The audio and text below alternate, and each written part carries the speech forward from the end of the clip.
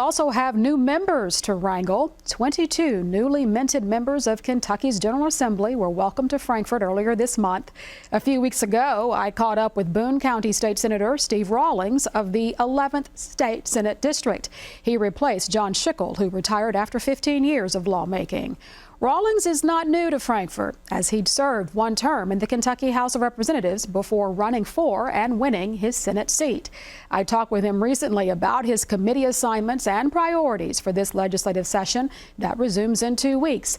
That and our continuing series on the Kentucky General Assembly's freshman class of 2025.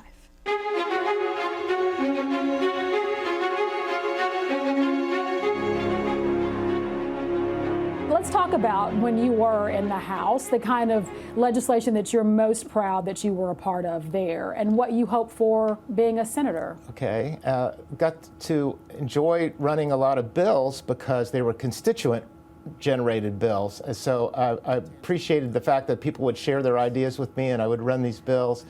And in the Senate, we're limited this time. It was kind of an agreement not to run so many bills. But I enjoyed being on the Education Committee. An issue came up in Boone County where this kid did a kill list of his friends, and they put this kid right back in the school that he with the other kids that he had threatened to kill. And so the parents were up in arms. So I went to school board meetings. Anyway, in the end, I was able to contribute to our discipline bill and contribute to that bill the prior session. And so that was really great timing that I could help with that to make classrooms and teachers and students safer and more secure in their classrooms. Do you still think that's an issue that's worth pursuing in a greater magnitude, even in 2025? Most definitely, yeah. So there is proposals being made right now to keep working on that, because we need our teachers to feel safe and to be safe, and in order to attract them and retain them.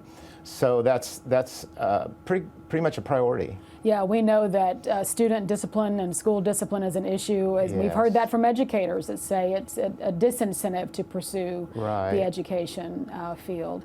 And we know that in the House, they've actually broken off the committees, the education committees. So in the Senate, what are the committees that you'll be a part of, and is education one of them? Education again. Before I was on judiciary, so I'm not on judiciary.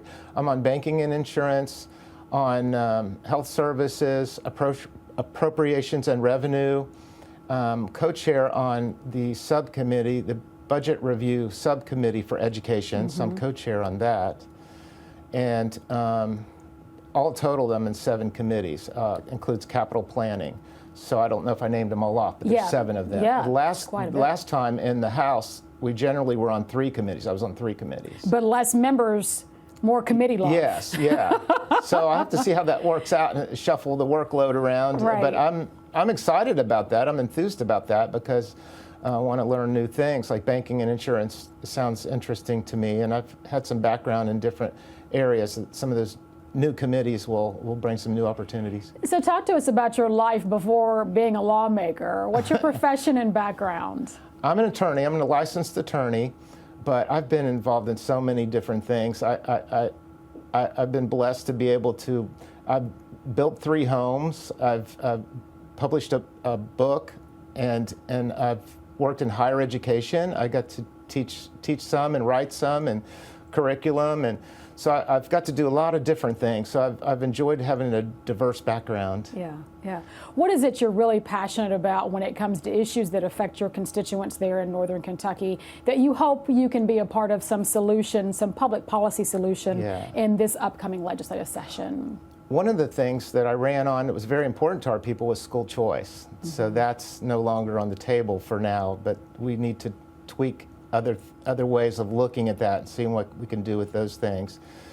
But I'm socially conservative, so I'm interested in strengthening families, parental rights, protecting the innocence of children.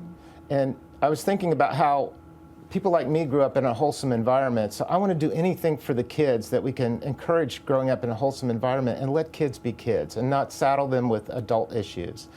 So those sorts of things. And so there's a lot to do in the education field. I think there's been a trend away from parental rights and the school's trying to raise the children. So, you know, I want to make sure that parents know everything that's going on and have input. So when the session is over in the end of March, what do you hope you can say you helped get accomplished for your constituents and for the state of Kentucky?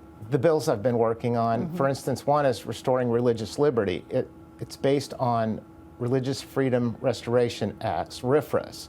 So 28 states have RFRAs, and we have a RFRA, but ours is 3 sentences long, and there's no protections and no teeth to it. So I want to get that bill through. I've had a hearing on that bill the past 2 sessions and had a good vote on it, but for some reason they didn't move the bill ahead.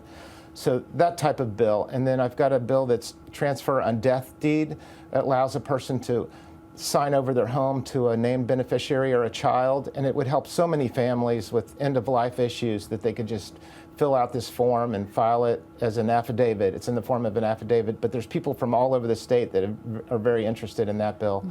So my bills are kind of in that vein, and of course where I live, it's economic development too. With the airport right there, it's booming up there, and we are really a driving force in the economy. So I'll always keep that in mind too, see what I can do in that regard.